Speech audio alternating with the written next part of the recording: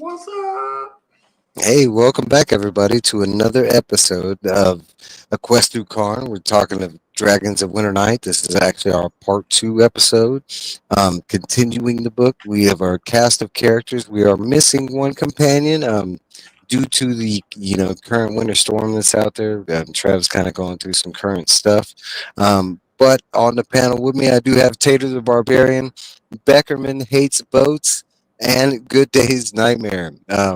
I love that. And then me, of course. I'm going to say hi to the chat, and we're going to get into it real quick. First, we got Hungry D. What's up, Hungry D? Thanks for stopping by. Got We got Tony, especially, he's in the chat. And then we got Brother Steve, Ted Brother Steve. And then we got Jesse in there. All right, all right. And I'll say hi to people as they go. First and foremost, we had a comment from a fan that was kind of a more so correcting me, I would say, because I am leading the charge. I will take the and I would like to clarify that I didn't, I when I said relationship towards Lorana and Elisande, I didn't physically think they were, having the sexes and doing, no, it was more like relationship as far as like, they were sticking together and then she was throwing love out there. I want to say it's more status quo versus that, but I'm gonna let my dude Jesse. He's gonna read a comment that this dude. I want to highlight this because he actually like kind of filled in some cool stuff. Yeah, well, there's a lot going on here. It's a great wall of information. So I don't know if I'm going to hit the point that you want me to, or just run from the top. So I'll run from the top. See, I mean, you do it how you want to do it. If you want to do it all the way from the top, it is a lot of reading, but Yeah, good discussion, gentlemen. Okay, a few comments. For what it's worth, the Song of the Nine Heroes does mention Fizban. He's the ancient weaver of accidents, just as Tika is the graceless girl, and Lorana is the princess of seeds and saplings. They all get bundled together in the "and the rest" paragraph of the poem, which is really odd because Lorana is probably the closest this book has to a main character, so it's really weird she's so marginalized in the opening poem. And yeah, it makes no sense in the story why Kiara would be in the poem. How would the Dwarven bard even know she existed? 100% agree with Beckerman about Lorena and I'm butchering Lorena's name, I think. Maybe I'm saying it right. Not having any romantic feelings for Elistan. This is made very clear in her conversation with Tanis, where she gets angry when Tanis suggests she has any romantic feelings for Elistan and points out that her heart is not inconsistent like Tanis's. If you want to discuss relationships, what about you and Elistan? He may be a cleric of Paladin, but he's a man, a fact to which you can no doubt testify. All I hear from you, he mimicked her voice, is Elistan is so wise. Ask Elistan, he'll know what to do. Listen to Elistan, Tanis. So he's quoting some stuff here, and from Lorana, she returned, "How dare you accuse me of your own fallings?" And that's from Dragons of Winter Night, Book 1, Chapter 1. yeah, it's a good scene. There's more. And while she does say that she loves Elistan, the way she describes it makes it clear to her clear her love for Elistan is a very different type of love than the romantic, passionate love she feels for Tanis. I love Elistan. I reverence him. He is the wisest man I have known and the gentlest. He is self-sacrificing. His entire life is wrapped up in serving others. But there is only one man I love, only one man I have ever loved. Though now I am beginning to ask myself if perhaps I haven't made a mistake. And that's from chapter 1 as well. Her feelings for Elistan are thus obviously platonic, and Tanis thinking she has any romantic feelings for Elistan is just him being a jealous dick. I agree with Beckerman, though, about the idea that Tanis realizing he wants to be with Lorana was rushed. Even in the last book, it was obvious Tanis had strong feelings for Lorana. He was clearly very physically attracted to her. He calls her the most beautiful woman in the world. And even when he is breaking their engagement, he still tells her that he loves her. I do love you, Lorana. Yeah, as he mentions, my heart is divided just like my blood. Dragons of Autumn. I love how he referenced the actual books and chapters in this. Yeah, me too. It gives us the quote. And then I like how he says I'm right. yeah, I know you do. I know. That makes sense. He said it twice even, I think, so far. Yes, he does. So Clearly, this is a man of impeccable learning. He likes your opinions. Okay. Yeah, and through this Thus, he was already starting to show romantic feelings for her in the last book, as Lorana shows even more strength and maturity in this book, both with her work with the refugees and in being willing to stand up to Tanis when he's being a jealous dick to her. That makes Tanis even more drawn to her. You'll notice that Tanis shows longing for Lorana after their argument outside of Thorbarden. He admires strong women. Tanis stood for a moment, staring at her, scratching a thick reddish beard. So yeah, he doubles down with the quote, and that was book 2, Dragon Winter Night, book 1, chapter 1. Sorry. So with Tanis realizing that Lorana is far stronger, compassionate, and capable than he ever imagined, and with Tanis also realizing that he is coming dangerously close to pushing her away, it makes sense he would reappraise his feelings. Frankly, it would be unrealistic if Tanis spent a month around a woman as beautiful, kind-hearted, and strong as Lorana, who Tanis already had strong feelings for, and he didn't realize that he had been a damn fool in pushing her away. You know, I feel like one of the authors straight just like trolled in here and told you how it is. Yeah, man, I love it. No, I love the passion. I mean, and a lot of it does make sense. You know, I mean, sometimes in hindsight we think one way, and then we can, you know, two people can think two different ways and still not have, you know, everything lined up in the right way. So it's good. And, I mean, first off, foremost, I love the passion. Bring it. You know, that's what I want. You know, yeah, and I'm not always right. I'm the new reader in the group, so I'm far from the one that's going to be right. Um, no, but I mean, it's all in you know, context. And he brings up a lot of great points about. We do know that Tanis is, you know, drawn to strong women. I mean, that I would say that's one of the highlights of Kitiara. But as you know, we do know that he was drawn to her, you know, when they were children, you know, kind of thing. So they had a long history there to begin with. Especially like he points out, like spending a month with this person, like, and you already having those feelings and having to push those down, they wouldn't come to a head, kind of thing. I'll read his last 3 paragraphs without the quotes, and that's as for the sleeping potion issue, I think you guys misread that scene. Feigning death was never Raceland's plan.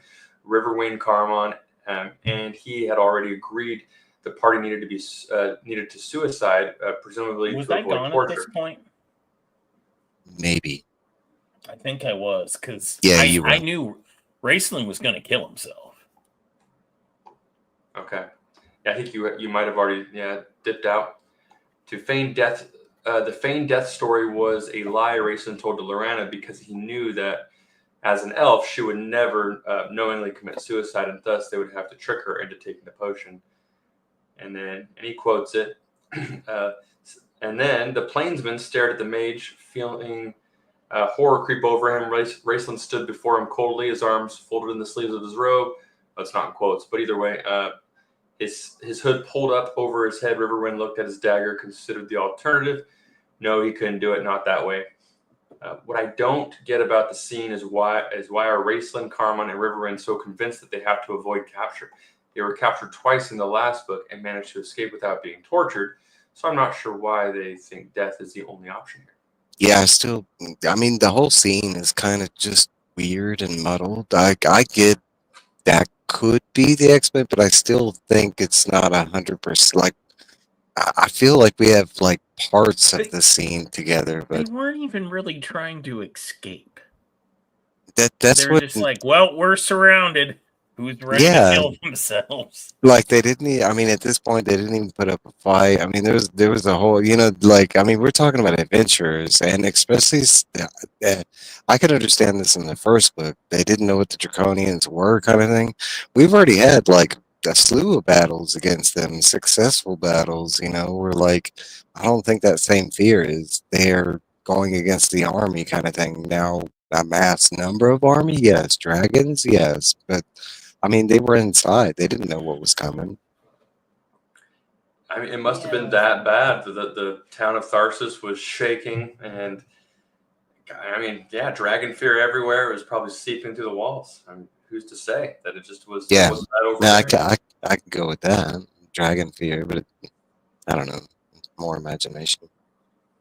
Yeah. All right, we're going to get into it, but I do really appreciate the comment and the feedback. Like, I mean, especially in this book, there are some things that are just, I mean, I'm kind of reaching for the explanation. I mean, yeah, and there's, I want to say, three major parts during this book that are, they're vague and describing on what it physically goes down because it flips, flops, kind of things. I don't know, but let's get into it. So we left off. We finished chapter 8 in book 1. We're moving on to chapter 9. Sylvan Hasty entering the dream. And this is one of those scenes I'm talking about specifically. Brief description of Sylvan Hasty elves and a legend tied to it pertaining to humans. They talk about Ohana, regret going to Tarsus, but not exactly Sturm. I don't know what I meant there. As they approach the Star Tower, almost to Sylvan Hasty, the grift. I got horrible handwriting. The griffins start to descend and eventually land. The group confused as no danger is visible, but the griffins leave. At this point, it's kind of weird. They're trying to figure out what's going on. The griffins are in flight, and they're being led by Elhannah. That's explained that she has control of these things, and all of a sudden they just start descending, and there is no sign of danger that the group can see or Elhannah kind of thing. So Elhannah has explained that the dragon armies have attacked, but no the group sees no signs of an attack. She's explained that supposedly in this area that there have been attacks, but as they're looking around, there are no signs of attacks, kind of thing, that they visibly see. I think it's kind of weird. I mean, how fast are they going on a griffin? A lot of this seems rushed, doesn't it? Like, we went from the buildings burning down around us. We're in a basement. How are we going to get out? All of a sudden, we hear noises. Oh, the goblins are digging for us. First of all, like, not one draconian supervisor stuck behind. Like, they're just like, all right, well, our work's done here. Let's leave the weakest guys we know. I want to say that kind of threw me off. Like, I expected it to be like some superior. Like, I thought this was going to be the first moment that they actually came face to face with the new big bad or something like that. Like, it was going to be a dragon lord. Rescued by griffins was on your bingo card, I hope. Dug out by some goblins, you know.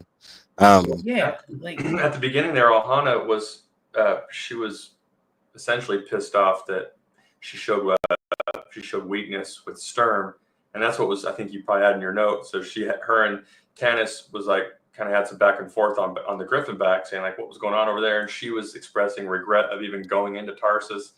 And yeah, that's what it is. And that she was just like, she was completely just kind of like saying screw that whole situation, but she was kind of in a situation where you got to just go forward now. He said something rude, she offended her, and that's right when the Griffin started to essentially descend and go down. It was mentioned that Griffins are extremely loyal to their riders, so for that to happen was definitely odd. She expressed a moment there that maybe they had won then, because there was no plumes of smoke, there was no campfires, there was nothing of the sort. Everything looked hunky dory. So and the one that gets me. Oh, sorry, I didn't know you were. No, jump on it. So the other part of this, all that gets me is this. I don't know why I got so tied up with Sturm, and I don't think Tanis knows she gave him a star jewel yet, but no. Here's my thing about Sylvana and Sturm that bothers me.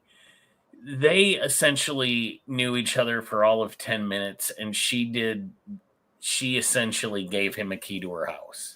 Like, hey, okay, you look cool. So that happens twice in this book, almost the same identical like format where like it's guy and girl, they first meet, it's not the greatest of meetings, but then as the book goes along, they instantly like fall in love and they're given like the key to the kingdom kind of thing.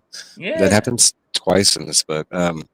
Like if I went on a first date and in the first 5 minutes I gave her like a key to my house and my bank PIN number. So I want to get my design for that is they're playing off because we have a lot of like tropes, like a lot of like famous fantastical creatures that have already showed up. I mean, we're already talking about griffins and dragons, and I mean, in the first book we got Pegasus, and okay, so I want to play that like some of the in-world tropes are like fairy tale-ish, So I mean, they have these like fell in love at first sight. I mean, that does play a lot to the whole like romance story with Huma and the silver dragon. Um, Yeah. yeah, I mean, this could be, and that's going to be one of my questions going forward, but this could be like Play of the Gods kind of thing, that the romance is intertwined kind of thing. Okay, so during this time, they're looking for evidence of the attack. They don't really see anything. Alhana herself is trying to make sense of this because she knows this area. She's not quite even making sense of it, like trying to tell herself that maybe they just rebuilt in a fast matter of time that she's not even acquainted with, kind of thing. Um, Alhana takes off into the forest, but the group is hesitant.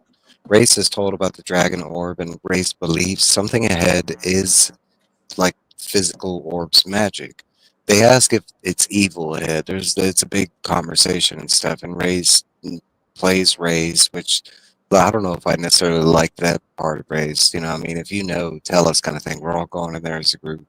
But it's not explained as good or bad. It's just that he knows that the magic that's emanating inside this forest is coming from the dragon orb. Um, they use a boat to cross a river. One of the many times we'll be crossing waters. Um, to make it to the forest, as they are crossing, it starts to decay to nothing, forcing them on the shore. And I'm talking about the boats they were on, like the little boats start decaying as they get closer to the shore, forcing them on shore. Um, Making it to the woods, they lose most natural and magical light. A fear covers them. A cold comes, and the group runs crazily into the woods, all seeing nightmares as they enter. Tanis, woods coming alive, also seeing others that weren't there. Taz, Stern, all the animals and elves are twisted and morbid, kind of perversions of themselves. All magical and physical attacks fail within this forest. Caramon badly injured. Race gets help from a someone unseen. We don't exactly know. Just starts having this conversation, which we'll get into in a second. But his rose change from red to black. Race knows Race now more powerful finds Tanis. Um, Race also being cured and like basically he's not physically ill anymore once he took over the black robes or whatever. Um, he finds Stern denies help from Race. Race tells Tanis they are dreaming, and Lorax, Alhana's father, is that his dream is strong, but it's not as stronger than his own belief. That's how he knows this is a dream. And as to why they can't wake up is because currently, even if told they're in a dream, that Lorax's belief, is stronger than their belief, kind of thing. And that's where this chapter leaves off. Now, again, people, this is a sped up synopsis of what's going down because this is a massive chapter. There's a lot that goes in there. The whole conversation with Race and the group before they go into the forest, once they go into the forest, because once they go in there, it's kind of like that where they all start taking off in different directions. I mean, there's a moment of clarity for like a second, and then they're like, and um, which is It's kind of funny. mainly. Oh, go ahead. Yeah, go ahead. Go ahead. It's mainly from Tanis's perspective at the very beginning, right when they kind of Yes. enter it. He gets shunned from Raceland. He's like, yeah, I don't know exactly what's going on, but we have no other choice. So if you want to, I mean, you're going to die, or you're going to go in and die, or you're going to go in and not die. So what are you going to do? And while we're here, before we get too far ahead, just want to throw down that when Tanis and Alhana were talking a little bit, they're talking about the history of the elves and the Kinslayer Wars between the two factions. Tanis mentioned something that like no humans, it was believed, had been allowed in Sylvanisty since 100 years before that. But there was an interesting note that says Tanis is primarily working from the limited knowledge that he has of Sylvanas and the lands of Sylvantis when he says this. In all likelihood, there were many others who entered the land in the centuries since the Kinslayer Wars, but none of them were welcome guests, and many of those never were known outside the borders of Sylvanas. So, he threw out the cup that, humans have never been here, but that's not necessarily true. He threw out his fake news information. He believed it to be real, but whether or not it was real, because we do get some clarity on that when she does, specifically respond to him, and she's like, first off, we're not trying to keep people in, we're not a big fan of humans, so. No, I actually love that rebuttal. It's like because we do get the rumor side of it from Tanis, what he believes and what he's heard and told, and then he actually asked somebody that's from that city, and she's like, our city's beautiful and everything, but I don't know about it having a spell or anything, or and we're not. Go ahead. No, I'm sorry about that. I just do love how they describe how the elves. They didn't build things. They just molded. They dug into the earth and they molded around what was already there. And their architecture back then was so beautiful that even dwarves who were known for building exquisite things, they would travel hundreds of miles to just see this, and then they would weep at the beauty of it, of the architecture, if you will call it, of one of the particular elf. I'm going to say clans, or for want, it's. The Quellenesti, I believe, the one with the Q. I think they were the ones that were better architects. So last thing I wanted to say about the Griffins, and we're done, it was just a funny note that elven royalty have flown on Griffins since time immemorial. Royal Griffins are bonded to their riders, and no more loyal creatures exist on Krynn. There are tales of riders dying and their Griffins following them into death out of sheer grief. So I like facts like that. That's actually one of the highlights of this, because especially from a new reader, if this is where you start, it is kind of explaining how, a lot of the lore and stuff from within the D&D universe, because a lot of this is familiar, but a lot different, and I'd say, I don't even want to use that term, but I will say there is some familiarities.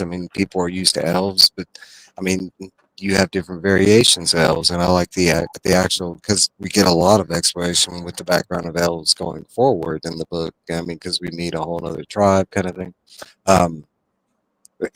No, and it's not just with the elves as far as creatures and stuff like that, because I think I mentioned this last episode, you might be accustomed to a dragon, but the whole like them changing into human form, or being spellcasters, and not just spellcasters, but top of the line spell. There's some things I could believe that you might be familiar with, but depending on what franchises, or these things vary. So it is for the new. It's nice on the new reader, the world building background stuff.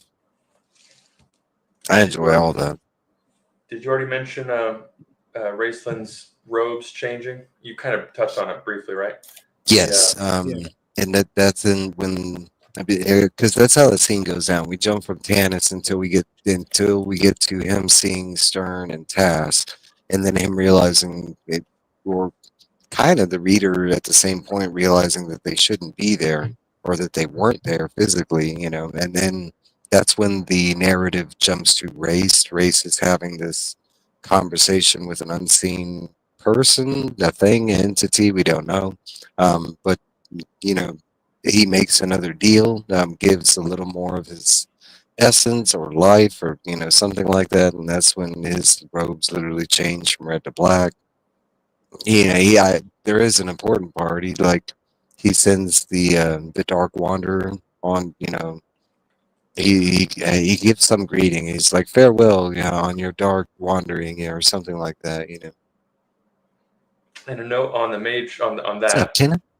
The color of a mage's robe on Krynn are more than just an ornamentation or sign of fealty to a particular order of magic. The color of a wizard's robes reflects an entire attitude and philosophy of magic, a magical way of life, if you will. The change in Raceland's robe color from red, the opposites of neutrality, to black, the markings of dark or evil magic on Krynn, foreshadow Raceland's own future choices and the dark destiny that lies before. That's actually a question I have for the next part because we're going to get more into this whole like nightmare vision.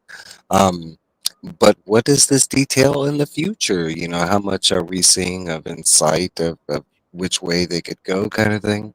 You know, especially during the scene, how quick and easy it is for Race to, you know, accept and not only that, but offer more of his failing health, you know, kind of thing. Even though in this scene, we do see a different version of Race immediately. You know, I mean, this is a moment in time. How long was that going to last, kind of thing? Um, I don't know. Any other thoughts before we move on? There's Well, still a lot. Yeah. When I was a kid, I always wondered the foreshadowing of the dark robes.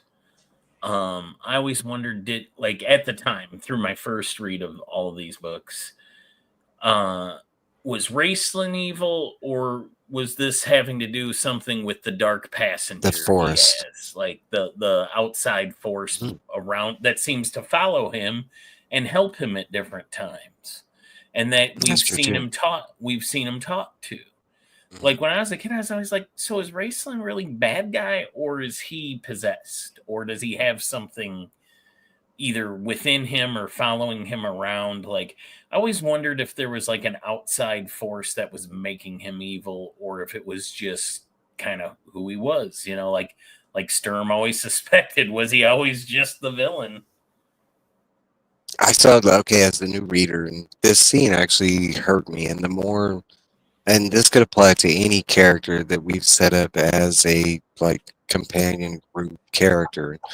But any descent that they start to fall, that's going to hurt me as the reader, kind of thing. So, like, you know, having this version of like, I mean, going through the first book and them already not trusting Race because he is a magic user, his appearance, them having this taboo story about how he became this magic, that hurts just as a new reader if you enjoy that character. And I love Race. He's a cool character, you know.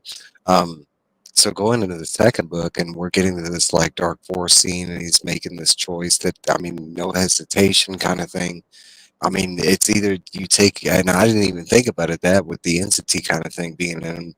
Um, I took it as like it either being major foreshadow or it's just an implication of the forest they're in. You know, I mean, the first forest was supposed to be this evil forest, and it was really just protected by a forest. This forest is like this dude's nightmare that's emanating out of this orb.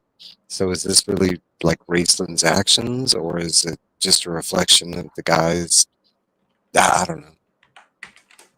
I mean, y'all know because y'all read further. So I was gonna say, can I point on a couple things, or yes, please. okay, talking about Raceland's Hey, rope Russ, changes, and this is just my opinion. I could be wrong, but you know, Sturm's reaction when he see, and this is all a dream, grant you, but Sturm's reactions when he sees Raceland's robes are turned black, like I knew it, and that dates all the way back to the tavern in Dragon's Vault and Twilight when the kids go, "I've never seen an evil wizard," and he goes, "You're in luck. We have one right here," and it's kind of like always Sturm. I always interpreted Sturm's attitude toward Raceland as he's in red robes. You always got the glasses half full or the glasses half empty type thing. And he's like, he never looked at Raceland being one step close to good. He always looked at him being as one step close to evil. And you're going to see later on that Raceland will do whatever he can to make himself more powerful, even if it means taking the black. That's a little bit of a spoiler, but I mean, but there, no matter how dark he gets, you still sense that there's some good in him. I mean, look at what he did with Boopoo in the first book. He treated that little gully dwarf with respect, you know. Yeah, that's actually why he was, you know, became one of my favorite characters. Is his actions that only us, the readers, got to witness, kind of thing.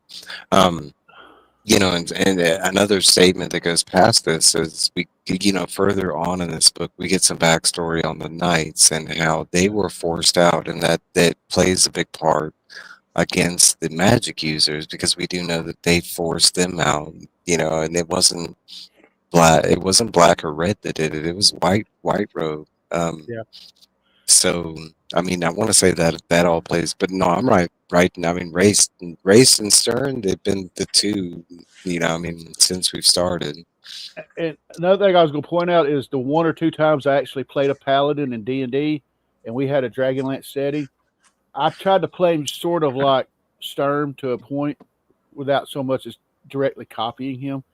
But and y'all may disagree with me, but like a paladin's alignment, if they see somebody evil, they're not going to like he refused to accept aid from him because he's like, nah, he's a bad guy. I mean, they're so stubborn. They could be hanging from a cliff. Dude could be reaching out his hand, going, "Here, take my hand, and I'll pull you up." And he's like, "Nah, I'm good. I'll figure it out." The other thing I want to touch base on, all the way back before they entered the forest, and this might be me as well. For elves, most elves, I don't know if Dragonlance elves have the same thing, but normally, like you said, they're linked to their mounts. So why was it this time when the Griffins were refusing to go any further, they were getting pissed off about it instead of going, "Hey, you know what? Maybe we should trust them. We've been trusting them all this time before. Maybe maybe there's something going on here." You know what I'm saying? I want to say it's two-tone. I want to say it's intelligence of the Griffins, because if you could imagine, if they would have had Griffins in that situation with them, they probably would have died. Like, because the Griffins would have been going through that hallucination with them and not being friend connect. I don't know. That's how I imagine it. Well, what I was thinking was, to me, they should have been like, "Okay, the Griffins are freaking out. There's got to be something wrong here." Instead of just going, "Hey, there's no smoke. It must be okay." You know? Yeah. I want to say they felt the magic, because I want to say they're like, most of those type of creatures are usually magically in tune.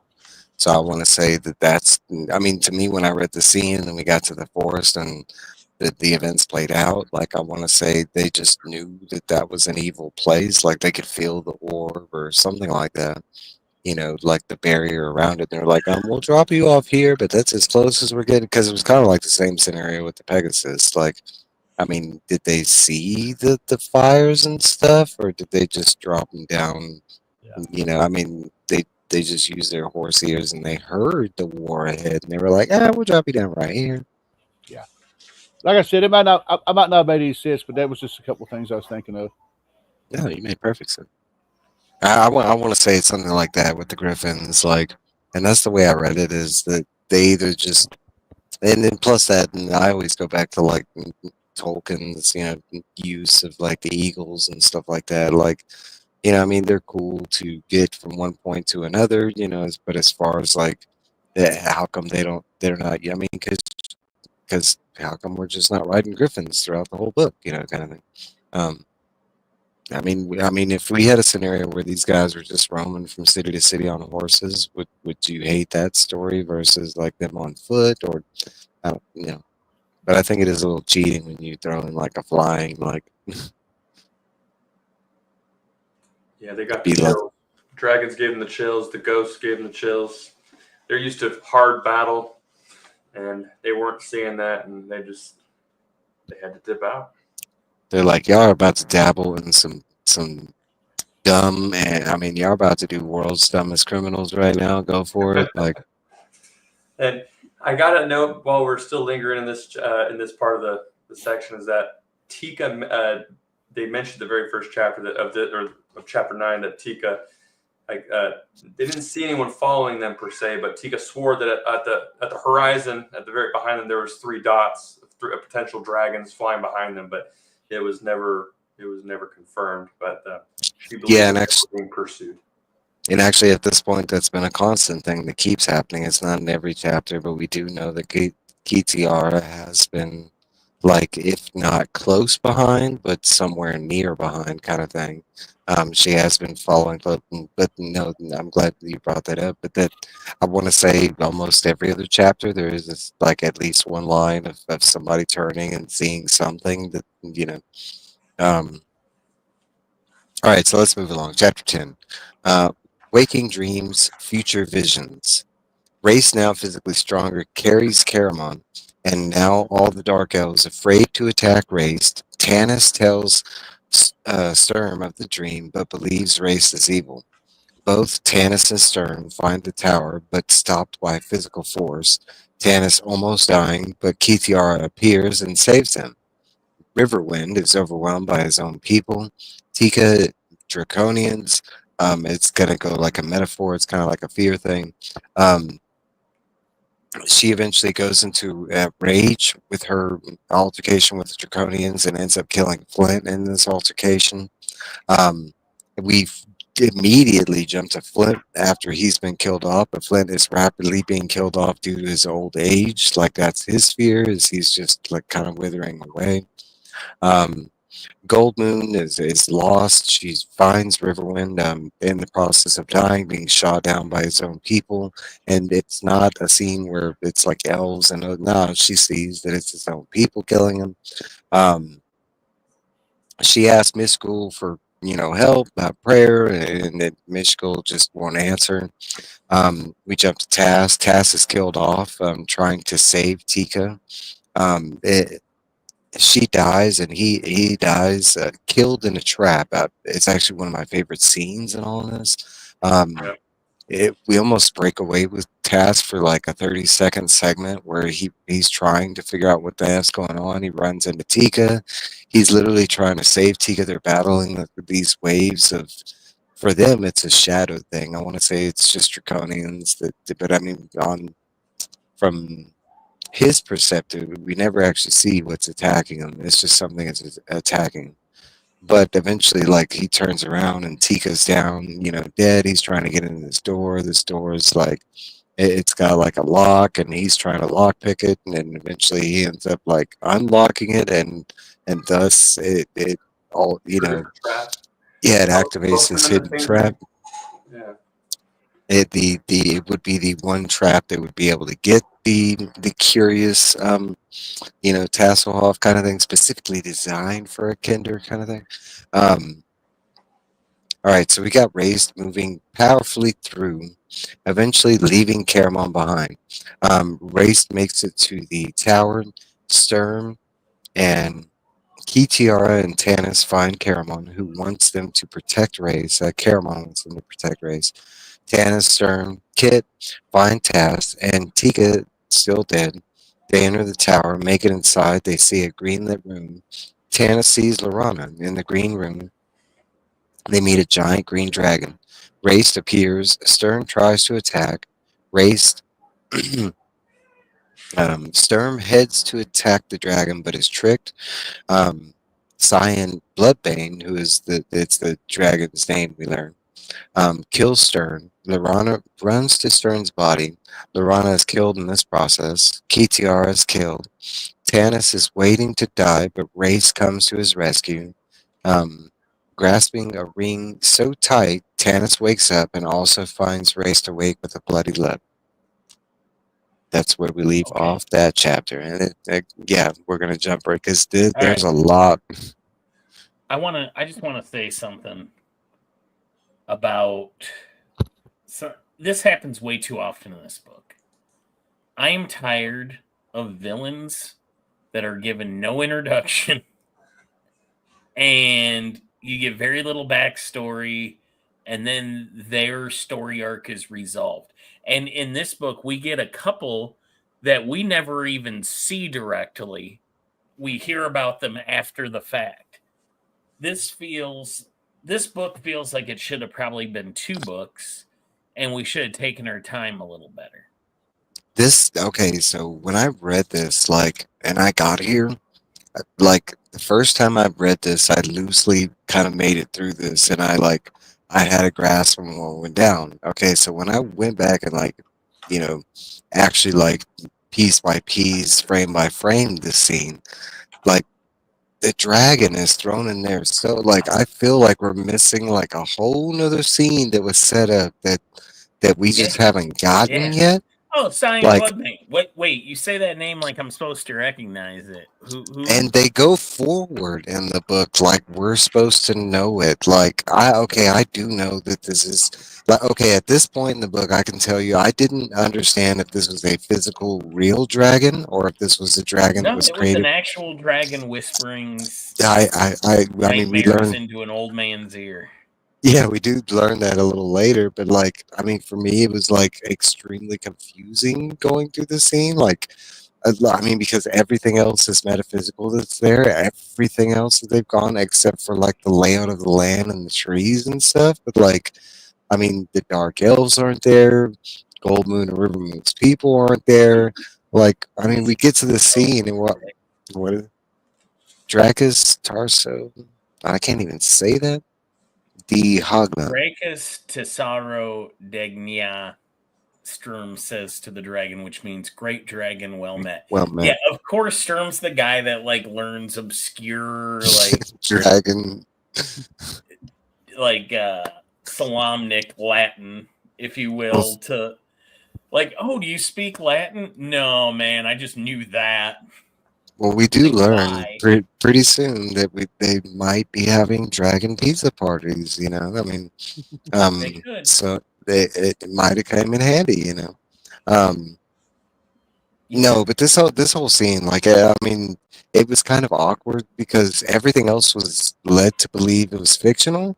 Like, I thought the whole race thing was physical, and until we got out of this, I thought there was some physical things that were happening. Like, when we went through the scene, I thought the whole race thing was legit happening. Like for some reason, when they got in there, he met this dark entity, and they started like, you know, being overwhelmed. Race knows he's at a loss. He's like, okay, yeah, let's do this. You know, all that made sense. And then we get to the tower stuff, and I mean, Race just like God mode and everything he goes through. They pause. The dragon just appears, and like everybody like runs at the dragon for some reason. Which, I mean, this is what, the third dragon they've been up, and they know that that's not a good idea. I mean, like Sturm was like gung ho to like, yes, Huma. This is my I think least they all felt favorite. They all felt defeated, and they did. were completely exhausted. I think it's interesting how once Raceland he acquired that new magic, and he cast like a light spell, and it was forcing the ghouls away from it. Like they didn't want to go and encroach that light, so they were keeping a distance. And he was telling the companions to stay close. Sturm said, "No, go after yourself. I'm not going near you." And he did, and he told Tanis, just don't if you go after him, you're going to die too. Which was interesting is then ultimately I don't recall anyone staying in the light of Racelands. They all ultimately went out and did their own. Now they all leave. Yeah, they all leave. And that just goes to show a testament to their yeah, they're just to the group, exactly. So they stayed true to the group, and that was part of their prevalence. They lived because of their compassion for each other. Those familiar with the future history of Krynn and Raceland in particular will note that the dealings between Cayenne, Bloodbane, and Raceland do not end with this tale. So there are other stories with these two characters.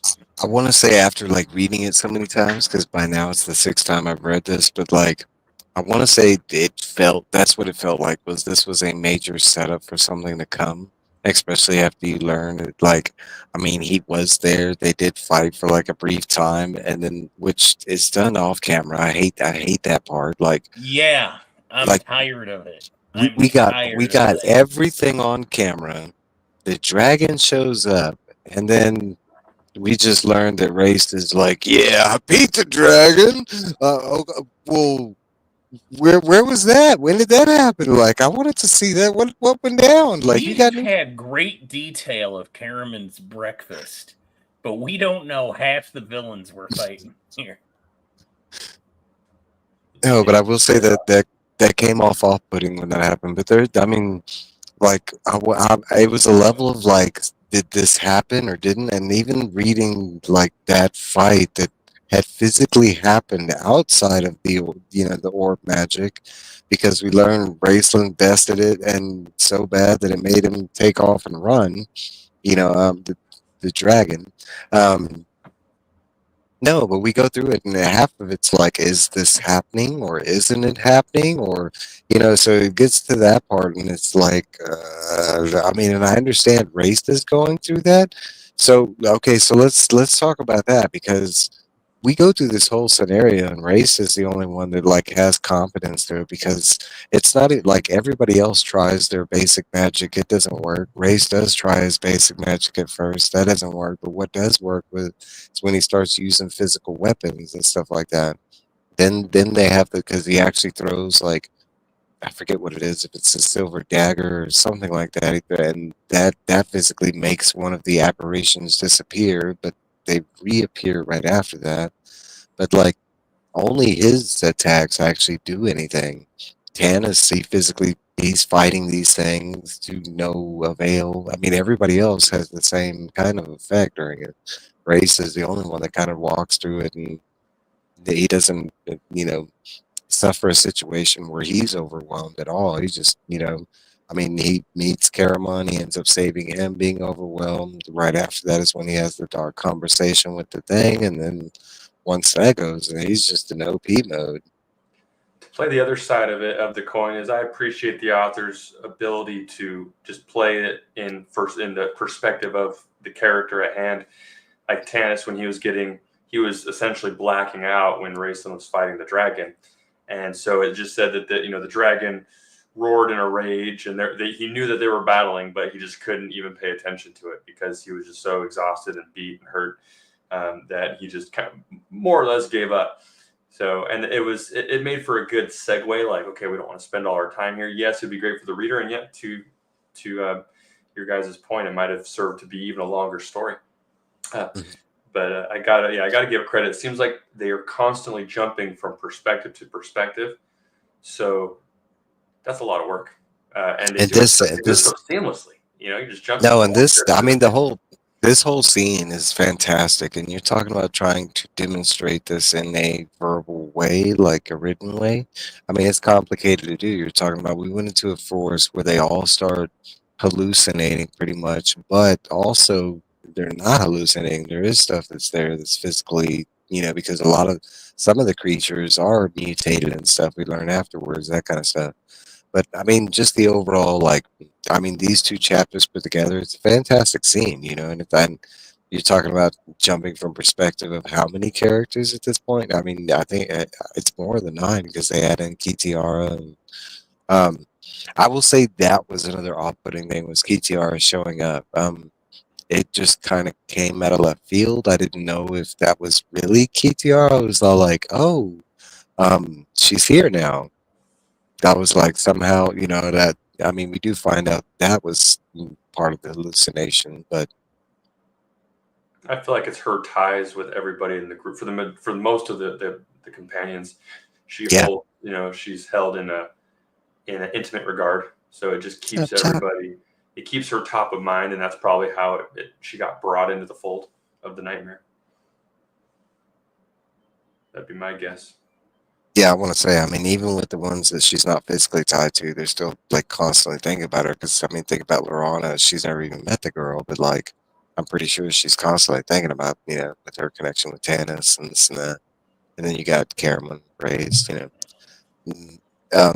No, but it was just another moment for me where I didn't know if this was physically like Kitiara's entrance with the group, or, it's hallucination. A lot of that kind of comes. I mean, it is clarified as we move forward. But during the scene, it was but no, okay, honestly, I will say there's some weird written story choices, but in no regard do I not like that. I love this book. I thought it was, I haven't picked a favorite. I've only read the 2, so, but no, I mean, this was a fantastic sequel. So don't think that my critiquing of their, not at all. All right, so let's see where we're in. Are you on 11? We are. I was gonna add. I did have a question into this. If y'all had any more insight into those dreams, because there are some and I'm specifically talking about this. If you go back to the chapter title, it's called "Waking Dreams: Future Visions." So some of this is supposed to be, and of course, we know a lot of that has to tie with race. how much of this ties to the rest of the group, as far as like we saw outcomes during the scene. Now going back, knowing what you know in the future, do these scenes line up to what happened to these characters? You know, that kind of thing. Were these future visions, or What I can say is that, each could take a few characters. Yeah, Raceland is the first example, and how his robes change. So that's a future vision. Tanis's his split or torn love for both women was shown in that dream sequence where he ultimately saw them both die, and he went to run for Lorana, and then he saw Kitty Art, heard her scream, turn around, and she was being killed. So and then he just froze, like he couldn't do either one. So that was a vision of sorts where he was. You would think that he would have ran towards Lorana, but maybe it's still a sprouting love, and hopefully it. And for those who haven't read it, I won't spoil, but hopefully it comes to pass. But you never know. Based off of that, it was a vision of his uncertainty. So is it a vision of that remaining, or of him eventually conquering that? As far as I just got to talk about Tasselhoff real quick while he was. that's where my mind goes. And When honestly, they brought him in, it was just great because all the ghouls or the ghosts, they're just like, they couldn't do anything about him because he's immune to fear. So that if you're immune to fear, then you're of no threat really, or they're of no use. So, but they probably knew about that poison trick in the old lock, or poison lock in the door trick. okay, it goes into if that's his future. For me, it's like the saddest at all, because it means curiosity is going to get the better of him at some point. Maybe not necessarily in that same form or fashion, but it already does play out to his character and what's been. No, and it just reminds it goes further when we get further into the story, his connection with other characters, their connection with him, that kind of stuff, and some of the actions that happen later on, kind of thing. And it's not his final hoorah with evil and his entertaining encounters with it. Right. That's safe to say. There's some other positives, if that is Flint's outcome, it's not so bad, dying of old age kind of thing. Yes, it might be horrible to a warrior kind of thing, depending on what traditions and stuff they have. I don't know. No, but some of those old. Flint's already old, so that's and they've really reinforced that across this story, right?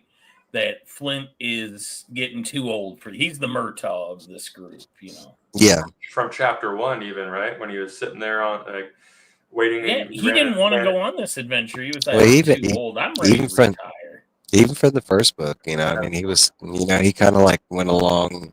I think it was more so just because of the pain Tanis was going through, because I believe that if Flint would have left them once they made it back to the old end the second time, but then them having to go through Qualinacy and all that, I think that let him, Flint was like, nah, I gotta be there for my boy. I know what he, at this point, I think it's a different story. I think like he's along for the ride, and now he's kind of like regretting that kind of thing. Like, especially, Flint has taken like the heaviest of beatings through the first and second book kind of thing. He gets knocked out, like left. All right, so let's move along. Chapter 11. The dream ends, the nightmare begins. Tanis waking up looking for the others, but only Race. Race explains the dragon was sent away by the dragon orb. They move further into the tower, finding Caramon. Making it to the audience room, they find Lorax, and at first, he is extremely confused. He confuses all the companions for it. We don't exactly know, but he just gets them confused. But he's pretty close to their, we'll get there. Race explains they were living in his dream, spread out, by the magic of the dragon orb. Alhana makes her way through the dreams and finds her father, explains the dragon had found her and tried to make Lorax kill her. The orb still, he explains that the dragon found him and tried to make Lorax kill him, her, and it supposedly it happened like thousands of times or something like that. The orb's still alive, but releases Lorax. They wake him. He wakes distraught, but eventually calms. Alhana takes Lorax to his bedroom. Glancing outside, Tanis sees not all was a dream. forest still looking like a nightmare. They find Tika believing in the dream, but Caramon calms her. They find Riverwind and Goldman. They end up resting in the towers, and that's where this chapter lives off. There is some big discussion that goes in there because we have the scene with the Lorax when he wakes up, and he has like a moment of clarity where he does recognize the companions, and he gets them pretty close on, half elf, this and that. But then, like after, them stating like, "Hey, how's it going?" They're, he has that moment. He's like, "Wait a minute, I don't know y'all," kind of thing. Um, I was curious to know if that actually ties to something that y'all know, or if this was something that the writer just threw in there, or like, I mean, is this some, is the it? Because we do know like some past lore, especially to Lorax, and then some other past elf lords, that kind of stuff. Is this some information that could have came up, pre-calamity, that kind of stuff? I thought he just knew who they were from the dream. Yeah, I felt something similar there. He did, as far as the connection of the dreamscape, especially Tanis. As far as Raceland's being more of a omnipresent type of character, and ominous. Like, just with what I know about it is that there's probably a little bit more there for his recollection of Raceland than there is for the others, just based off of the fact that he was shown as a black wizard, and he couldn't, and there's nothing they could do to harm him, and that was described by Lorac briefly.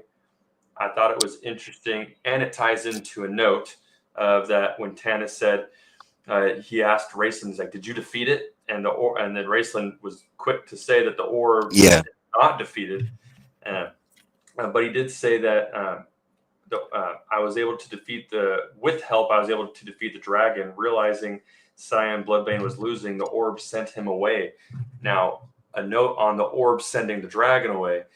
This actually seems to be in contradiction to what the authors remember about orbs of dragon kind. The orbs themselves were to attract dragons, not repel them. Nevertheless, the orbs were powerful devices, which over time seemed to grow their own mind about things. Sending Kyan away certainly would be well within the orb's power, although they think Raceland is misspoken here. In their mind, the orb did not so much send the dragon away as it simply became overwhelmingly repellent to the dragon. I want to say it still lines up, because I want to say it's just a matter of like Cyan Bloodbane encountering this magical massive force and him being like, "Screw this, I'm out of here," kind of thing, versus like, the dragon crazy orb. that we lost a villain that was like such a prominent part of these books. Hey, he might be back. No, but with all that lined up, can we stop doing these vignettes of villains? Yeah, I don't know why we're doing that. But for me, this is a first, like getting these Passover moments, like, especially the build. Like, okay, for this one, it's not so bad. There's no build up to Cyan Bloodbane. There's no, like, I did not expect them to see a dragon here. Like, it kind of came out of left field, that kind of stuff. Okay, so going with that line, we do know who made the orbs. Eventually, we got that in Race's little ominous thing. So I want to say, like, him waking up and seeing Race, that might have been in relation to, like, because he stole the orb, and like he knows the wizards, like, at one point, made and owned these things. So maybe he thought, like, this guy's coming back. The mages are coming back for it, kind of thing. Because there's the ultimate like level of fear that comes off him seeing Race, and it's amounted to like his level of power during a dream. But I want to believe it's also like, because the wizards made it, kind of thing. It also ties into the reason why, I mean, we find out what happens, to one of the orbs, kind of thing. Especially from one of the important takeaway here is the orb does not have a master right now. It's in business for itself. I was trying to think I had something. No, but all that, I could say all that does line up, especially with, and I wasn't sure if there was like if this was something that the authors had used, hey, there's these three characters that happen to be, and they do happen to resemble and I didn't know if it was a reference to something that had already been within D&D lore. So I was kind of hoping, I was like, maybe, maybe there is another famous half elf, story from back then. All right, so let's move along. So we got chapter. Oh wait, chapter 12. Vision shared the death of Lorax. We jump to Lorana and Stern as they awaken and realize they have all been dreaming of Sylvanesti. Tass verbally recalls everything. They question why they all dreamt the same dream. They jump back to Lorax. Everybody else still peacefully asleep. Lorax recalls days before the catalyst and why he chose to use the orb. And when he did, instantly knew he had effed up. Lorak also reflects on the damage he had caused. Alhana also explains the gods and what she learned hearing was wrong in the land kind of thing. Returns to the land, dying on his throne. He has to be buried in the soil. This is kind of like we find out that the way that elves, deal with their burials and stuff. The way he's asked to be buried is kind of against their customs, kind of thing. And the way she goes about it, she just keeps it secret, kind of thing, respecting his wishes. But not really telling the elves about this kind of thing. I actually like the idea. I thought it was cool. The group leaves Sylvanesti heading north, hoping for a seaport, but not knowing or having any modern maps. They carry the massive 2-foot-long dragon orb in a special sack Alhana gives them. It's basically a magical sack. Um, says it originally came with the orb. It magically shrinks it. Race commands Karaman to put the orb in the bag, and we learn not all is craved by the orb. Basically, that it's looking for intelligence, Race says, and if you don't have the intelligence level, it won't have the effect on you, kind of thing. This is actually a way bigger scene, which I'm going to touch on in a second. But yeah, they put it in the bag, and it does shrink. Race carries the orb. Tanis asks Race if it is possible for them to go back to the way they were. Race says no. Part of the price of what was offered during the assistance to Alhana and burying Lorak. But I think I wrote it turns him down, so I'm assuming that I was talking about Race. Race turns him down. Tanis asks why Alhana will do after the burial, and she will go looking for people in Aragog. They bring them back also, and then bring them back to because they left. Ask if she will visit Suncrest. Talks of human and elf love. She also admits to Tanis that she sees why they follow Tanis. They move north as they leave. Tanis looks back and sees a bright light. Again, this is really sped up. There, we do get a lot because this was kind of not so foreign to me. The whole like elf-human coupling or the elf-elf coupling, and I forget the stone, but the gem that was given to, because this is the part that we learn that the gem was given to stone is a lot more important. That it actually I just like. have to say hey to Biggie Shack real quick. What's up, Biggie? I cast a spell on the elf with my wizard wand. You could in this world, you'd f up an elf, because we learned not all elves have magic. And I lost my train of thought. I forgot where I was going. Sorry, you're a wizard, Biggie. No, but there was a lot that goes into it. I do have a question though. Okay, so we do have after the nightmare ends, everybody wakes up. We have the scene where Caramon refuses Ray's command and quickly turns to Tanis. Is this due to the reactions in the dream? Or is this just something new? Is this based off of the race's new actions outside of the dream? I took it as this was Caramon's, response to what happened during the dream. Race leaving him, kind of thing. Finding out that there could be a point that Race won't need him anymore. What are y'all thoughts on that? I know that Carmon was pretty quick to forgive him after getting shut down. Yeah, that's what he does. Mm-hmm. Even during the dream, and that was one of the things that led him on. That's why Sturm was like, "You're extra evil." Even after all that, Caramon was still like begging us to save you. Which he has a major point. That was actually a hat tip to Shakespeare's Othello. Says Yep. Margaret Weis, was when Carmon said, "No, you're wrong, Tanis. I sent him away."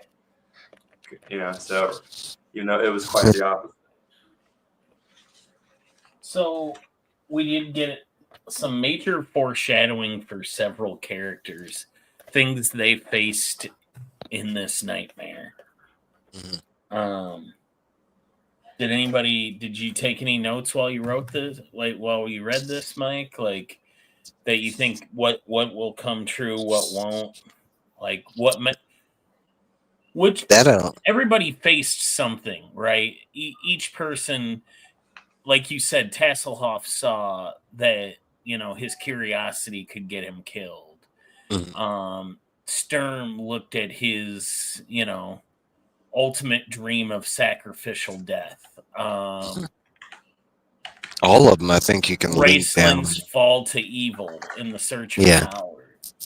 Tika, not just being battle passionate, but maybe not so much battle ready, kind of. No, you could actually I think all that you could cast down to a certain, whether I know it's going to be the future kind of thing. Like some of those I hope not, but I can see in a written way how you could kind of. That's like the whole trap with the Kinder thing. It was like a opportunity, like curiosity killed him. Do I believe it'll be the same type of trap that gets him? Not necessarily, kind of thing. I don't know.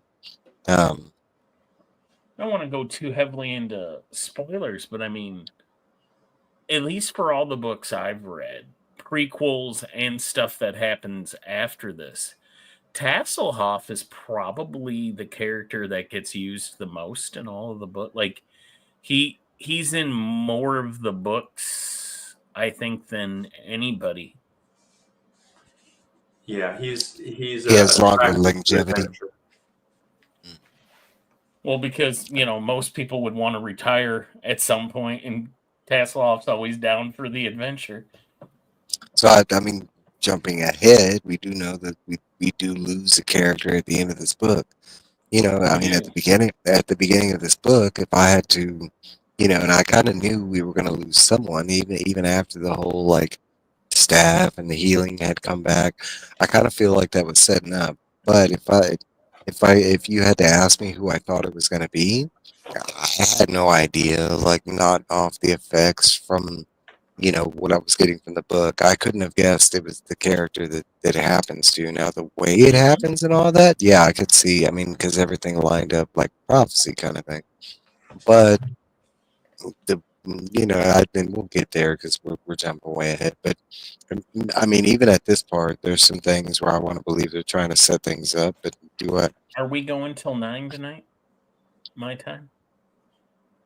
We get another hour. We got another hour. Yeah, we've got another hour. Okay.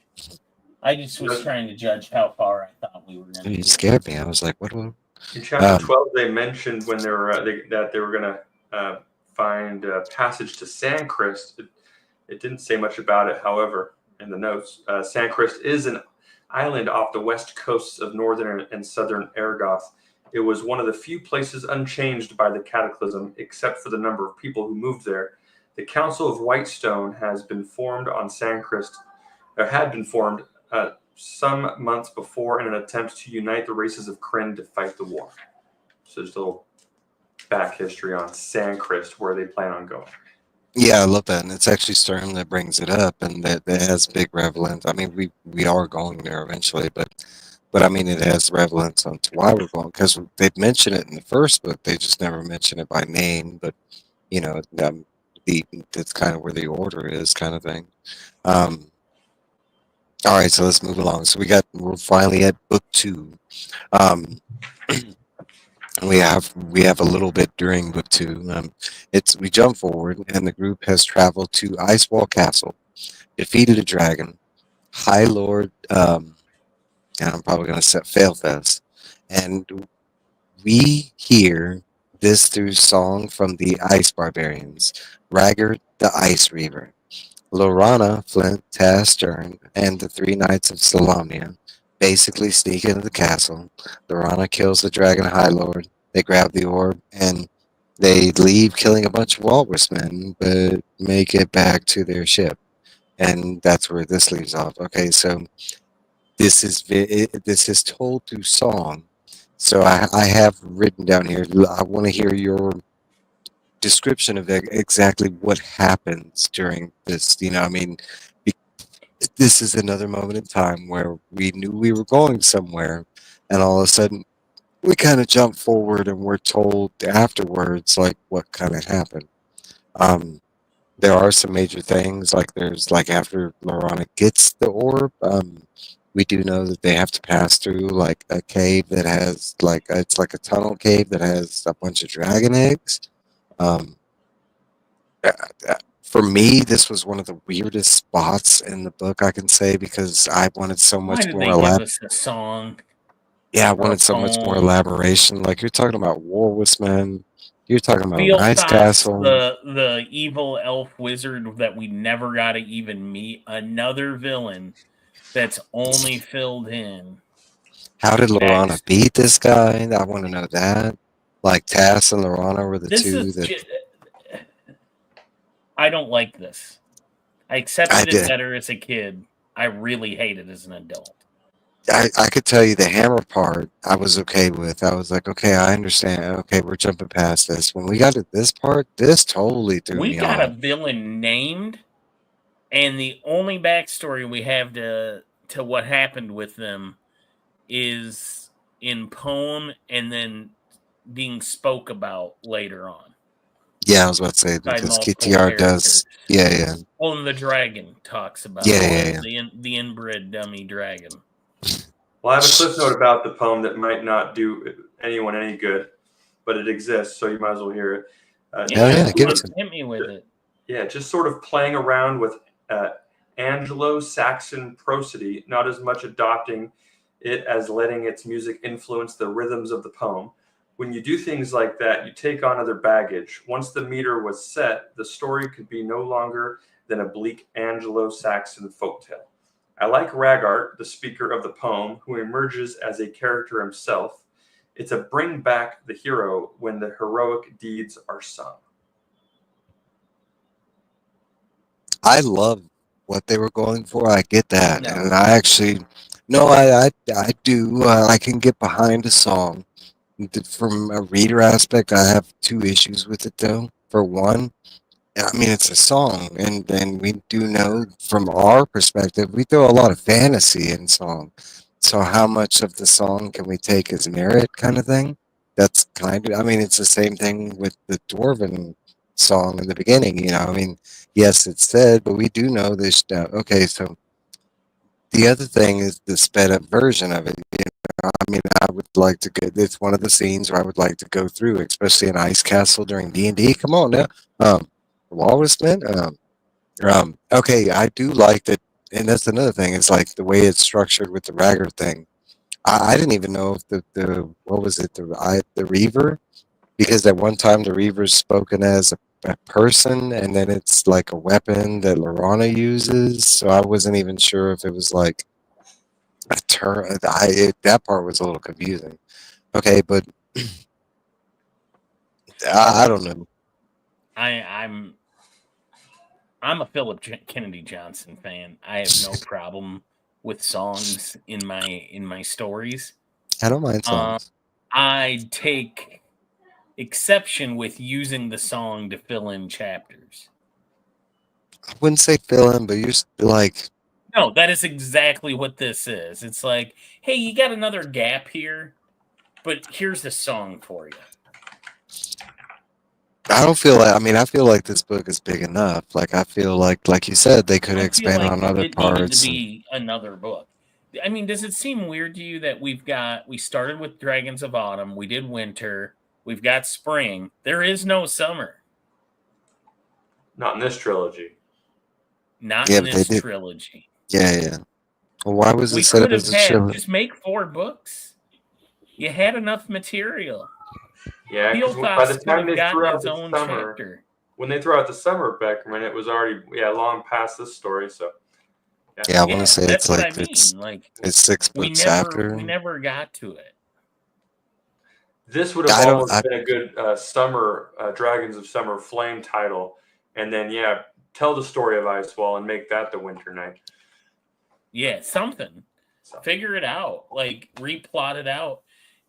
It's okay, obvious to me that we could have had the first book had much better pacing than this. This book, it's like, all right, we got a long way to go and a short time to get there. And we're speeding past some shit. Send me some griffins and a song. I mean, okay, because I've read a lot of different quest books, and I get having to speed past parts because those parts can be boring. You know what I'm saying? But like, this isn't one of those parts. This isn't. I mean, for me, this would be easy writing. This whole like battle scene. I mean, to me, this kind of writes itself. You just get. I want to read about Walrus. You got you got an ice castle. You got a dragon orb. You got a dark elf wizard. You got. They couldn't find the dragon orb. They were looking all over for it. Hasselhoff was convinced it was there. A dead guy gave Lorana I will give him Sturm a broken dragon lance. Was that Yuma? Yeah, we don't. We don't know. No, and why would we do know it was stolen. And we get that later on. We do. Just saying, this was some crap. I will give them credit that there was a lot of info that was like spread within a couple paragraphs, and like it was kind of amazing that they I mean, because you do get the gist of like what went down. I mean, positivity just dropped. Hey, in these okay. You try and write a song about an ice castle and a dark elf, and then well, all right, listen. Just because I can't play football doesn't mean I can't watch it. That's true. Because I don't write music and books doesn't mean I can't objectively say when I'm reading a book and you leave you take a 3-chapter skip and you give me a weird song in its place. That's not cool. I don't like. I will say, and shame on you as a kid for liking this. No, I'm playing. I give them credit. They had an agenda and they stuck to it. They did. This is just a filler. They're like, we'll come back to this maybe in 20 years, which they did. In the prequel trilogy, they addressed this whole Icewall situation. So. Yeah. And I will say, I mean, like, if you know the overall story and everything and where you're going, like, I don't see it as like that, especially if you plan to do this as another book, kind of thing, something you wanted to explore later on, giving us the little tea, Yeah, but it's pretty bad. I was like, for me, this is a first. I've never read a book like this where we just speed past events.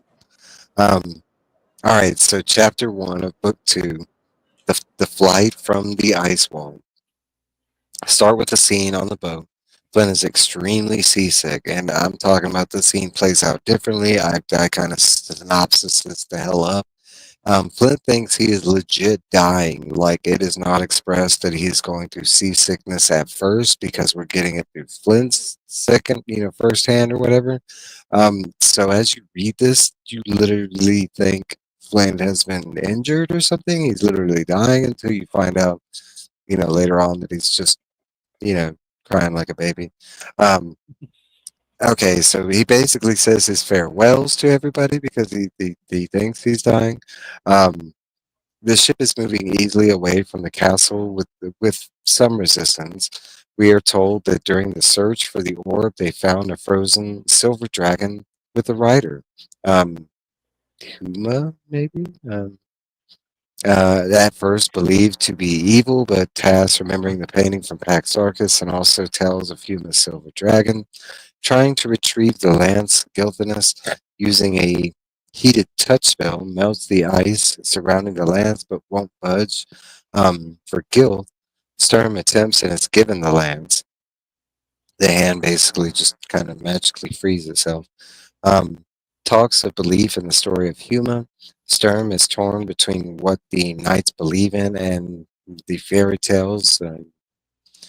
The lance is kept with the orb and Wormslayer, Tanis' sword, and two of the knights currently deceased after the whole ice wall thing. That we don't They know how died they. in the song. Yeah, they did. Just Damn, take our word for it. damn singer. Just blew their brains out. Told 2 days that they have 2 days to get to Sandcrest, and the south lies southern Aragon. Said to house many elves, talks of Qualinasti and Sylvanasti elves being at Aragon. Lorana sees an odd cloud to the south of them. Um, Near the castle, using a spyglass, Tass sees it is a dragon, and that's where that chapter ends up. Okay, so I'll be right what back. I think my heat went out. you good?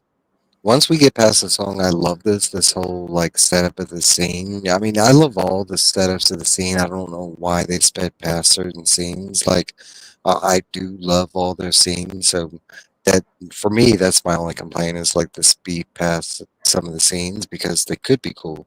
But I mean, we're leaving and it's just all they're doing, and it's still pretty cool. We have this death scene with basically Flint and Tass, Flint, oh, I'm dying. Tass is like, boy, you are not. Um, and then we have like, yeah, I mean, there's conversation between like, I mean, the whole Sturm and Huma thing with the whole, night thing, which I actually love this scene during the Ice Castle raid. They end up finding just a frozen block of ice, and it's a big silver dragon and a rider still attached to the block of ice. It's I want to say it's implied that this could be Huma. I mean, he does have the dragonlance. I mean, who else would have the dragonlance? It is a silver dragon. As a new reader, that was my first thought, but as we get further into the book, I kind of started questioning that. Um, I mean, prospectively, it could just be another silver dragon with another rider that happens to have a dragonlance, which we know they kind of make a lot easier once they have the knowledge, kind of thing. Um, and then we get the whole like on of the oncoming dragon, which I love. The like Tass trying to, the pirates all like, well, we don't see anything out there, and Tass like, give me that, and he shimmies up there, and they're like, them asking for it back, and he's like, what? I don't know what you're talking about. It's gone. Yeah. No, but I did, I mean, especially going from the song into this, I do like, and especially because we get the next chapter and it's pretty much all action from there. Um, any thoughts or anything on that one before I move on? I got just a couple fun notes, and they mentioned a powerful dragon lord, but when Dragonlance was first being created, the High Lords were indeed called Dragon Lords. However, they discovered that another company was doing a product that used Dragon Lords, so they had to come up with another name for their commanders. The result was Dragon High Lords. It looks here as if one of those pesky Dragon Lords snuck in here. That's a little note from Tracy Hickman. So there's just a hiccup when it says Dragon Lord. I think I was kind of taking it both as I read that because I did catch that, but I was kind of like just taking it that they meant the same because they do have that with certain things like the Ravager sword and Ravager being a person, Elistan and Elistine, like well, no, it was Elistar and Elistan. No, I mean, I want to say it's just like maybe it's kind of tokenish because like how they have a set name and they have nicknames and they'll just flip back and forth between the two. So I want to assume it was something like that. Yeah. And the Chappelle comes to mind. Well, now you know. The companions accompanied by Derek Crownguard and the other two young knights. So it does note about the other two young knights, one of whom is Aran Talbo, mentioned in Song of the Ice Reaver. So it didn't say his name within the book, but I guess he was in that poem. Aran. Yeah, I was trying to remember if we even got, names to the knights, and I didn't think so. We Like got I usually Derek, write. Crown Guard. Yeah, we know Derek. Yeah. And then, but I guess one of the knights with him was mentioned in the song of the Ice Reaver, and another one is just about Sturm and his how his world is kind of shaken. He saw everything as black and white, and now his mother taught it to me as the truth. Then I went to Salmania.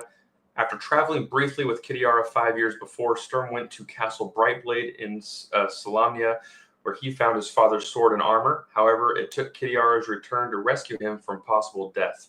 The story is in Darkness and Light by Paul B. Thompson and Tanya Carter. But that's really any notes and anything I have to add for that chapter. Yeah, because there is some that is a big thing that comes up, especially with Stern and how the Knights see Huma, because Eric is kind of like anti-Huma. They see it as like fairy tale, that kind of stuff, and that's the Order's way.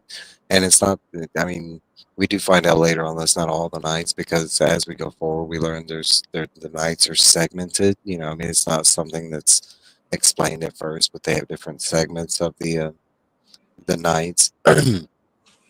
But at this point, Stern is massively, driven from what he's known from the Gantical kind of thing versus like, what the Order believes in, because we're seeing that on two different forms, like the whole catalytic thing with how, the elves are blaming the humans because they believe this and that, and then we see, the other sides are kind of doing the same thing. There's just a lot of like, well, I believe it's this way, but it's not really what's going on kind of thing. They're just stuck in their weird beliefs, like jumping to conclusions. It's like, well, it's them because they're different, well, it's them because it's different. And we see it even elf to elf later on, which is always kind of sad. All right, so chapter 2, the White Dragon captured. A smaller variety of dragons. We meet Sleet, White Dragon. Sleet has been stationed at Ice Castle, getting information towards approaching adventurers from the Dark Queen herself. She follows the scouts heading out the front door. The adventurers come in through the back. They had bad intel. Not finding anything, she doubles back to the castle to find her lord dead and the orb gone. Now, knowing they fled out the front door, she pursues, and that's where they we left off from the last chapter. But reaching the ship, we find out that kind of the smaller the dragon you go, the dumber they get, kind of thing. And this one is not the most intelligent. She even knows it herself, kind of thing. So she basically. Oop, I got a guess. This probably might come back. Well, white dragons are, of course, evil. They rejoice in being loners, quite willing to isolate themselves in the wastes of the icy lands, in the wastes. Their breath weapon is a death-dealing blast of frigid air. And it also, Sleet's dragon name, which undoubtedly the Dark Queen knows, is Terras Letix. Yeah, I don't think I we thought did it was that. Cletus leaked it. Cletus leaked it? I like that. Yeah, because it's a hillbilly. Yeah, hillbilly. We've established It's a hillbilly dragon. Yeah. Hey, y'all. Okay. Right. Our insult. Howdy. So. Yeah, it's with the T here.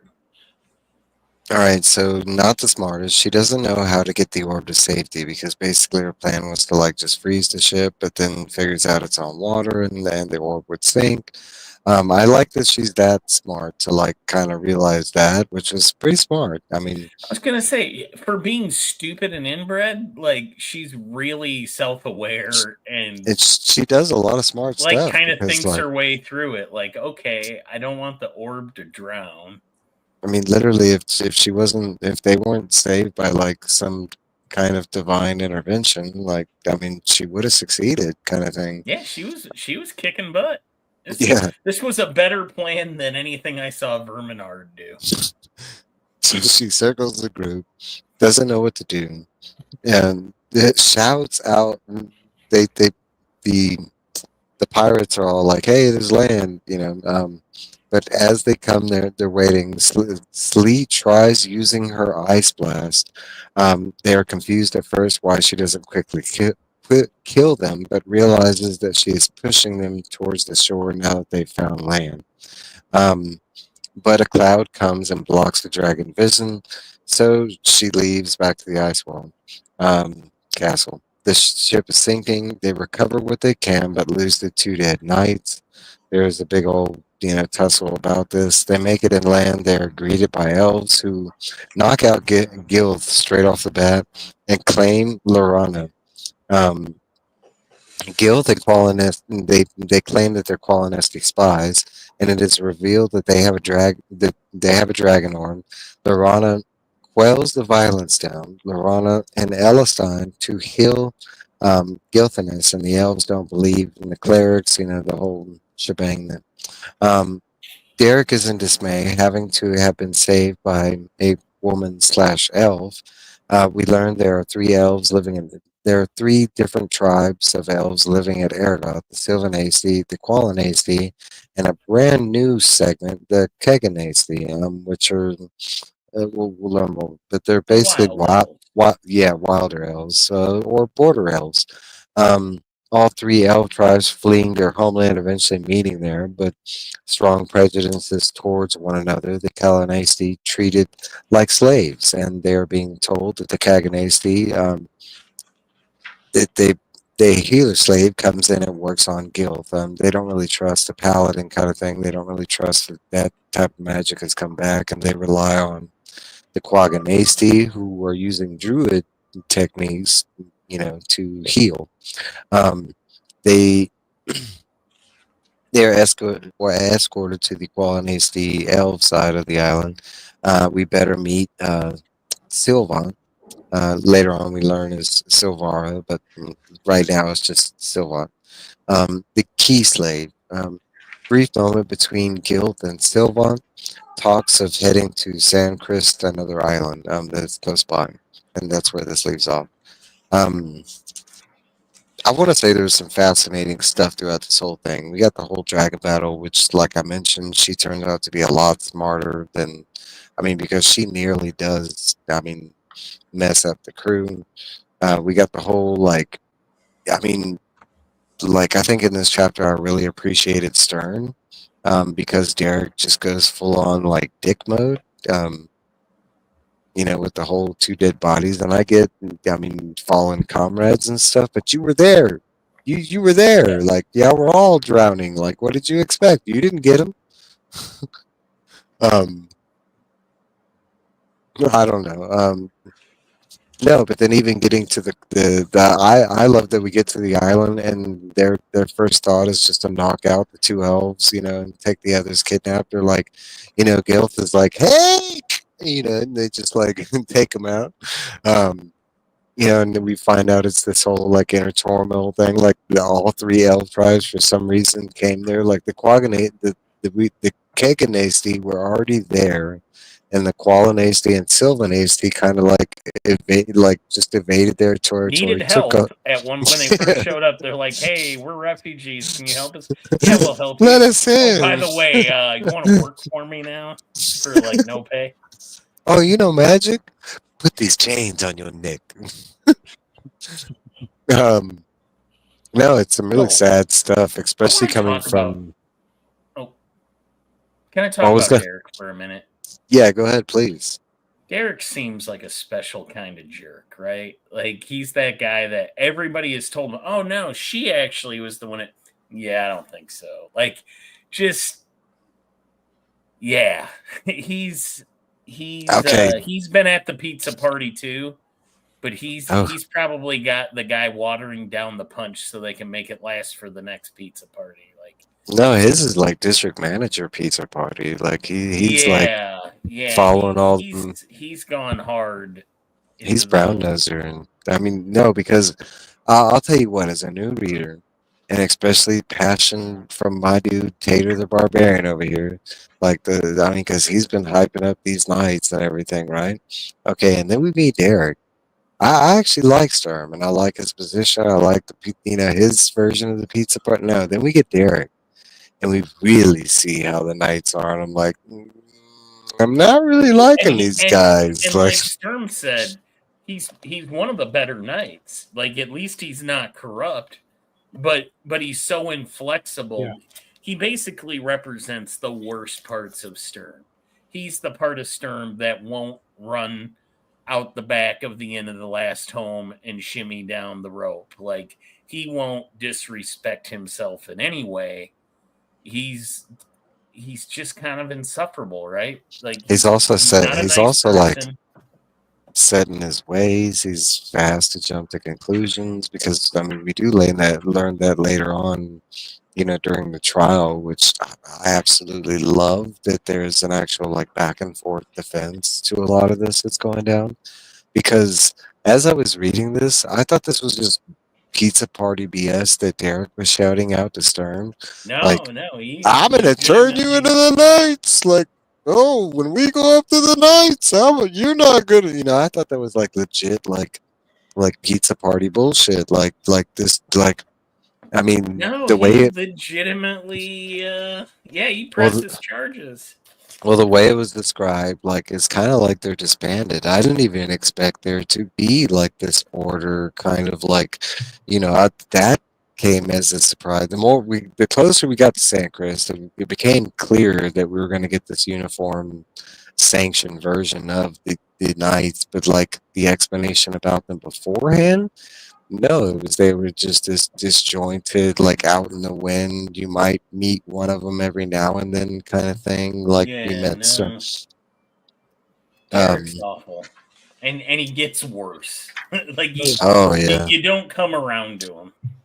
At this point, he's still kind of likable. Like I could say, like even though they lost the night part, I could still Like I like. kept thinking he'd come around to everybody and be like, you know what, you guys are all right, but he just keeps going in the Yeah, I can wrong agree. But every direction. chapter is just like another step down this dark path because it gets really dark with the Derek's. Yeah, I don't want to jump too far ahead, but yeah, Yeah.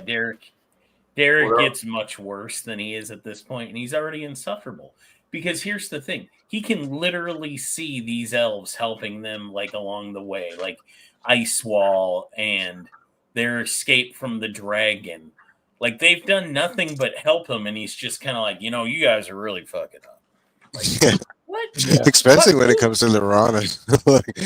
And I get the whole woman thing, but man, they lay that on like every chance Derek gets a chance. Like He's she's all like, like, all right, "Well, you didn't do I anything." drove the dragon away. Everybody, he's like, yeah, honey, that's nice. Freshen up this drink for me, would you?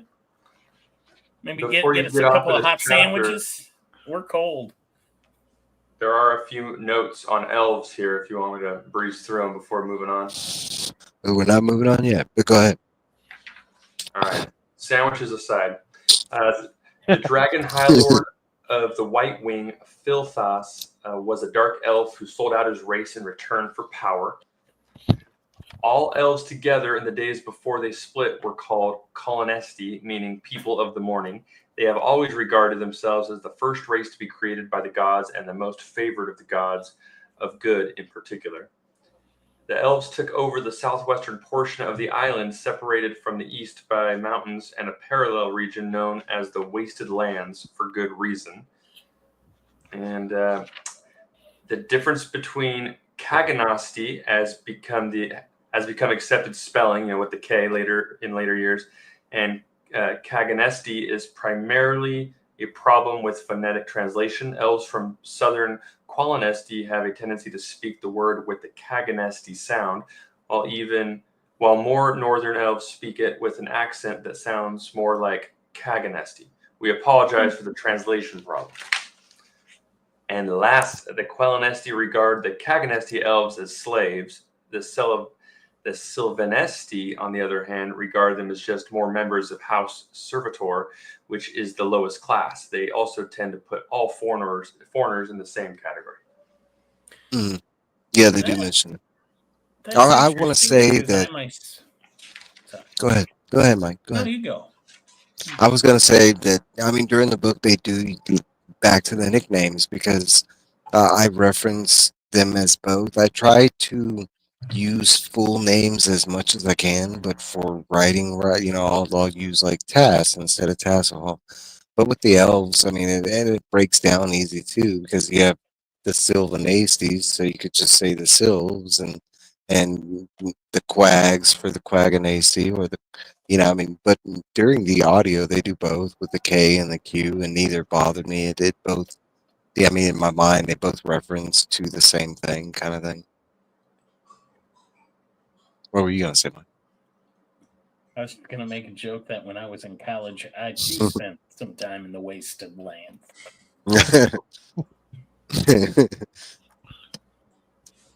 All right. So anybody? Oh, okay. So before we move on, I will say this is the second moment that I referenced earlier on. Maybe like an hour ago about.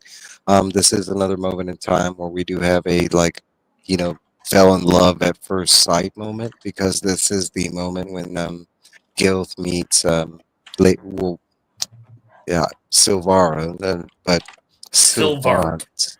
Sylvant at this time. Well, they call her Silvart, but her real name is Silvara.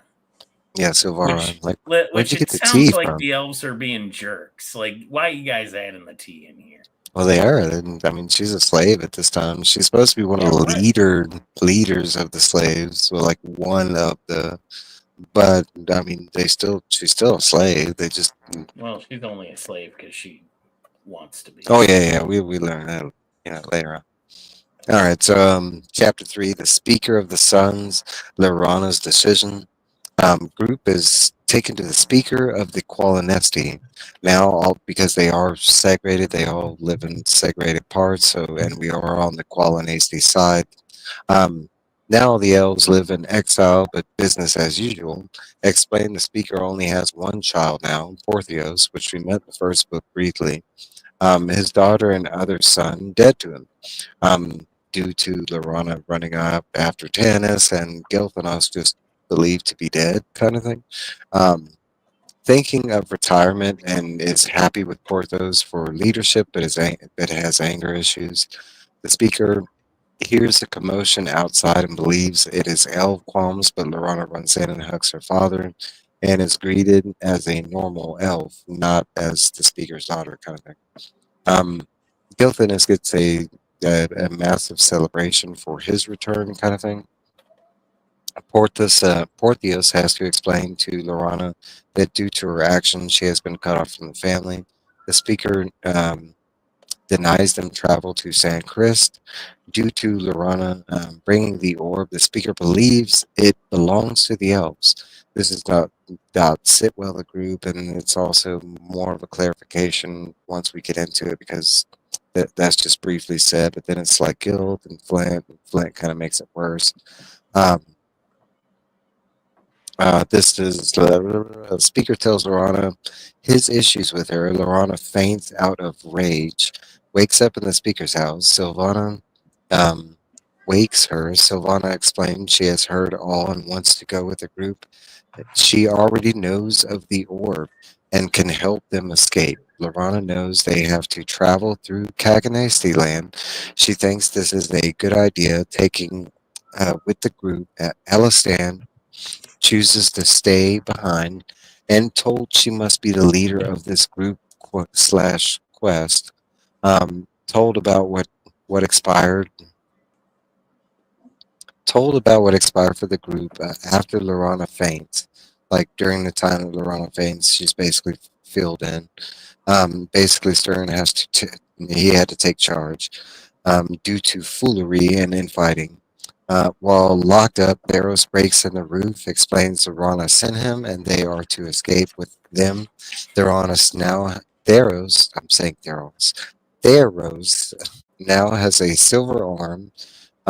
Back with Lorana, her and Sylvan sneak into the Speaker's room. While he sleeps, they grab the orb and the broken lance, leaving Wormslayer behind. The Speaker wakes during this, and brief goodbyes are said. Gilth and his six escorts the two women. Gilth is introduced to Theros 2.0. The group discusses a plan and they move out, led by Theros, and leave the Qualinasti area. Sylvana carries the orb and questions the fates. And that's where this leaves off.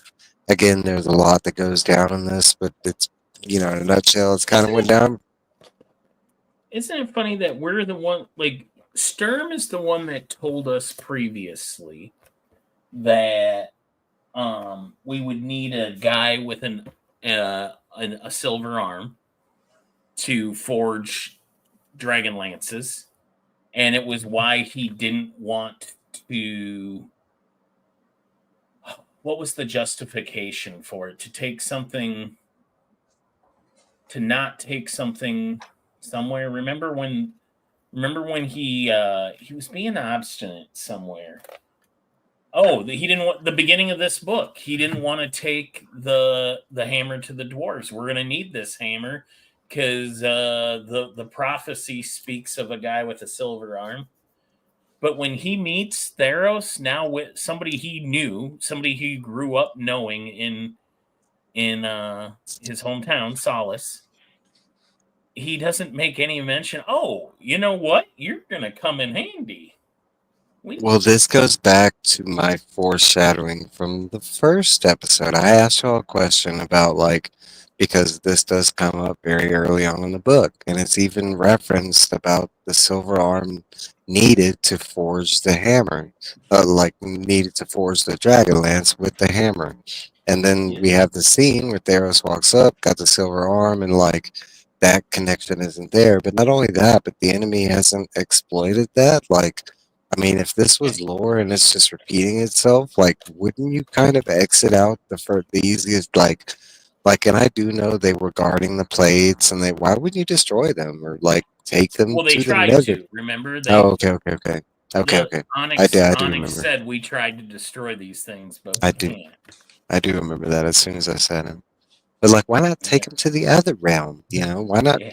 I don't know. No, but I do agree. Why isn't this this should have been a revelation moment. You're talking about this dude reading the canticle all the time, truly believing in the journey of Huma, and that being a major part of the tale of Huma, him making and the Dragonlance. No comment. Oh my God, I was talking about a guy like you earlier with the silver arm a month ago. No, but nothing. But not only that, but he's not the only one that knows this. Flint does. He references the canticle. Taz. Everybody that was at the beginning of this book is well aware of Sturm's feelings and why they needed to keep the hammer. But anyway, I don't want to go down too far. But then the other,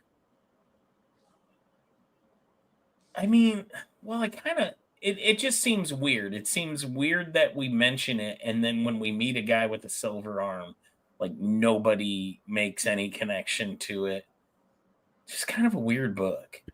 The only note I have on that is that Theros wears the magical silver arm of Ergoth, which was forged not by Theros, but by good dragons and men of various races during an early dragon war. At that time, the arm was required, along with the hammer of Karas, to forge dragon lances. Right. Oh shit! So it's the same. It's the same arm. Yeah. So because I didn't know that, so it's the same arm, legit the same arm that forged the original Dragonlance. Yeah, I didn't know that, but it's cool. But at the same time, it's kind of I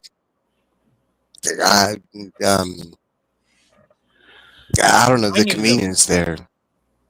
I know what I wanted to wrap up. I was kind of reaching for it earlier when you were talking about why didn't they just, if they knew these things could end their reign of evil, why didn't they destroy them or whatever?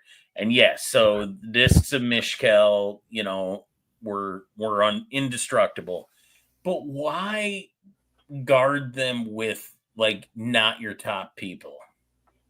These are really important items, and we've got people like Viewmaster Tortor running around and Verminard. Where? Yeah, why not? Why not take it so seriously? Okay, let's skip to the end of the book. Why is Kitiara not in charge of the discs of Mishkal? Yeah. I mean, okay, so that paints a whole different question. Because once we really see how confident and like, I mean, the character who KTR is, why are these other ones like? They got some Yeah. dummies working for evil, like Takhissis. I mean, I know Sleet was really worried about getting messed with or failing. Was scared of failure. But by my mind, Sleep did a pretty dang good job for somebody that was like, well, I'm one of the dumbest in this organization. No, because we've met dumber. Actually, the only two dragons that actually doing what they were supposed to do was Onyx and this one. The Whoever other two was in charge of the sacking of Tarsus was like, all right, these people we've really been after, we just leveled their hotel. All right, leave some goblins behind. Dick them out. We'll be over here partying. Well, I want to say we did touch base on that because I want to say that was Kitiara because Kitiara had like no, it was not her call.